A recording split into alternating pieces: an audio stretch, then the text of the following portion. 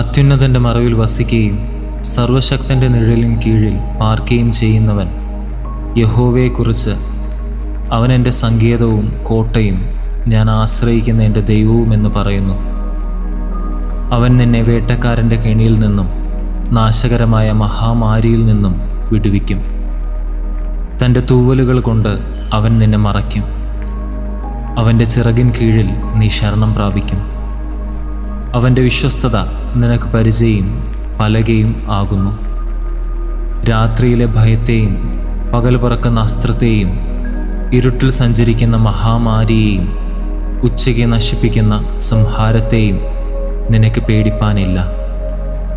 നിന്റെ വശത്ത് 1000 പേരും നിന്റെ വലതുവശത്ത് 10,000 പേരും വീഴും, എങ്കിലും അത് നിന്നോട് അടുത്തു വരികയില്ല.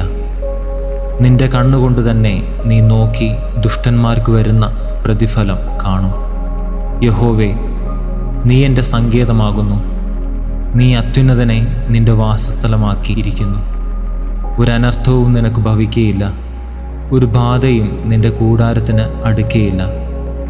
നിന്റെ എല്ലാ വഴികളിലും നിന്നെ കാക്കേണ്ടതിന് അവൻ നിന്നെക്കുറിച്ച് തൻ്റെ ദൂതന്മാരോട് കൽപ്പിക്കും. നിന്റെ കാൽ കല്ലിൽ തട്ടിപ്പോകാതിരിക്കേണ്ടതിന് അവർ നിന്നെ കൈകളിൽ വഹിച്ചുകൊള്ളും. സിംഹത്തിന്മേലും അണലിമേലും നീ ചവിട്ടും. ബാലസിംഹത്തെയും പെരുമ്പാമ്പിനെയും നീ മെതിച്ചു കളയും. അവൻ എന്നോട് പറ്റിയിരിക്കയാൽ ഞാൻ അവനെ വിടുവിക്കും. അവൻ എൻ്റെ നാമത്തെ അറിയുകയാൽ ഞാൻ അവനെ ഉയർത്തും. അവൻ എന്നെ വിളിച്ചപേക്ഷിക്കും, ഞാൻ അവന് ഉത്തരമരുളും.